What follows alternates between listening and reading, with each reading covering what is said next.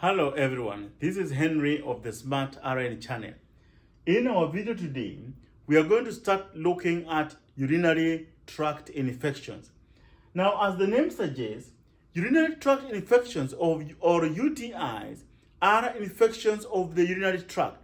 And the urinary tract involves the kidneys, the ureters, the bladder, and the urethra. In our previous videos, we said that kidneys are involved in urine formation.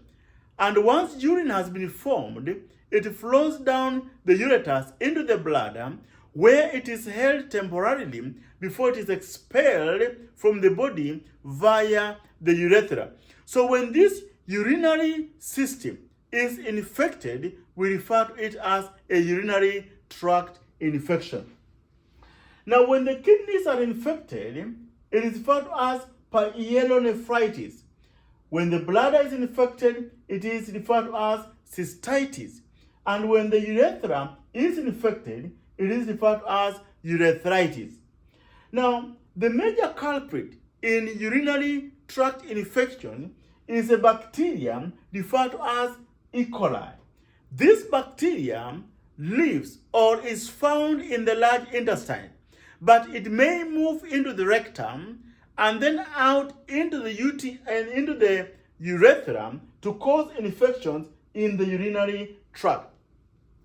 When E. coli infects the urinary tract, it causes inflammation. Inflammation is a process that involves swelling, redness, hotness, and pain. So in simple terms, when E. coli infects the urinary tract, it causes swelling in the urinary tract, it causes redness in the urinary tract, it causes hotness, and even pain in those particular affected areas. Now, what are the risk factors for the development of a UTI? Risk factor number one is a previous UTI. A person who has had a UTI has another chance or has a higher chance of contracting another urinary tract infection. So a previous UTI predisposes a person to another UTI. Then we have another factor, age. Older adults and children are predisposed to UTIs. Why? Largely because of the immune system. In older adults, the immune system has declined. In children, the immune system is very young, and as such, it has not developed enough to be able to counter infection. So this population is prone to UTI because of the age. And as we are going to see, there are other factors that predispose older adults to the development of UTI. Then women are more likely to contract a UTI when compared to men, and we are going to see why that is so. Sexual activity can result in the introduction of bacteria into the UTI and the urinary tract, and then poor hygiene practices, poor cleaning practices can also cause development of a UTI. Now, there's something I just want to highlight here, that the urinary tract is sterile.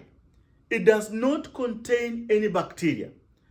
Other places like, for example, the alimentary canal, they have got bacteria. We have just said that E. coli stays in the large intestine. But along the urinary tract, we do not expect to find any bacteria. It is sterile. And that's why when we are dealing with the patient, when we are dealing with the urinary tract, we observe very sterile practices. So the urinary tract is sterile and does not contain any bacteria. So the introduction of this E. coli into the urinary tract results in those particular UTIs. So that's a very important point that you need to know. Now, as we have said that men are less likely to contract a UTI when compared to women. Why? Because they have a long urethra. The urethra is long. It takes longer for the bacteria to travel the urethra of men when compared to that one of women. So other factors, apart from the short urethra in women, other factors that predispose them to UTI are pregnancy. During pregnancy, the developing uterus normally presses on the bladder, and as such, women are not able to completely empty their bladder. And any stagnant urine, any urine that is collecting their bladder provides a fertile ground for the growth of this particular bacteria. Then frequent use of feminine hygiene products like tampons, they have the likelihood of introducing bacteria into the urethra of this particular patient. Poorly fitted diaphragm. Those who use diaphragms for family planning, poorly fitted diaphragms, they can provide a passage of bacteria into the urinary tract. We have synthetic underwear, tight underwear. This underwear tends to trap moisture, and trapped moisture provides a fertile ground for the growth of bacteria. Now, in women, the urethra is closer to the rectum. The close proximity of the urethra to the rectum can make it easy for bacteria or E. coli to travel from this rectum to the urethra and then into the urinary tract to be able to cause this particular UTI. Then lastly, we have got frequent immersion by women in hot tubs, in bathtubs. This can provide an introduction of bacteria into the sterile urinary tract, and as such resulting in urinary tract infection. Now, we also talked about older adults, and we said that the immune system is declining, and as such it does not have that full capability to fight any infection from bacteria. In addition to that, older adults are known to be incontinent of both the bowel and the bladder, and this incontinence is going to reduce bacteria into their urinary tract. We also have incomplete bladder emptying, especially by males with an enlarged prostate. An enlarged prostate is one of those features of old age, especially in male. So this enlarged prostate is going to prevent complete emptying of the bladder, and any stagnant urine, as we have said, provides a fertile ground for the growth of bacteria. Then older people have got neurogenic bladders.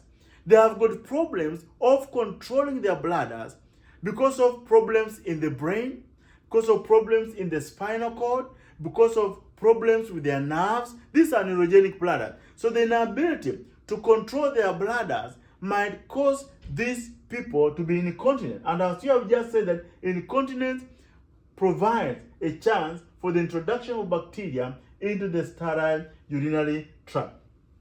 And then you also have bladder prolapse in females. Older females normally experience bladder prolapse, and this is known as a cystocele. Now, cystocele is when the bladder bulges into the vaginal cavity. Now, this will prevent the emptying of urine from this particular bladder, and as such, it causes introduction of bacteria into the urinary tract. And then lastly, what are the clinical manifestations of UTI? What are the signs and symptoms in people who have got a urinary tract infection? One, we have urinary frequency or urgency.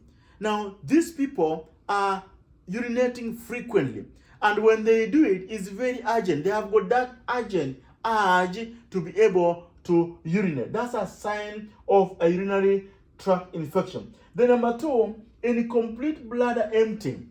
There is urinary retention. They cannot completely empty their blood. They cannot run a continuous stream. Why? Because they have got pain. They are feeling pain. So they have the inability to completely empty their bladder because their bladder is actually infected. Then they experience lower back pain, lower back or abdominal pain. Lower back or lower abdominal pain. This is or pressure in the pelvis areas. This is because of a UTI. We might also have hematuria, and hematuria is blood in urine. This blood might be microscopic blood. It can only be seen when observed maybe under a microscope, or it may be copious amounts of blood being released in the urine that can be seen with the naked eye. So hematuria is a sign of a UTI. We have dysuria, pain when urinating, pain when passing urine. Why? Because the urinary tract is inflamed, it is swollen, it is red. So that inflammation in the urinary tract causes them to feel pain when passing urine. Then we also have urethral discharge.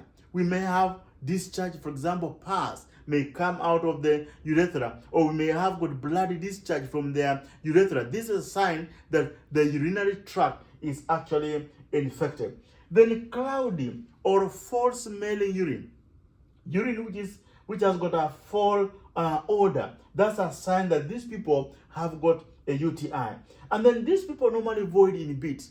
They cannot maintain a continuous stream. They void in bits because they are feeling pain. So the voiding in bits is a sign that these people's urinary tract is also infected. Then, as with other infections, these people could also have elevated temperatures, fever. They could also be experiencing chills as a sign of, remember, fever and chills are common signs of infection. And then lastly, and very important, we may have mental changes, oral confusion, and especially in older adults. And this is very important. One of the main signs of a UTI in older adults is mental changes. They become confused. They may even develop delirium. So with older adults, assess their mentation. If they show signs of confusion, if they show signs of mental changes, that could be a sign of a urinary tract infection. So that brings us to the end of this introductory video on urinary tract infection. As always, drop a comment, like this video, share this video, and if you have not subscribed to this channel, kindly do so. So let's meet in the next video where we shall look at the management of urinary tract infections, the diagnosis of urinary tract infections, and even the nursing interventions in patients who have got urinary tract infection. From me here today, it is a goodbye.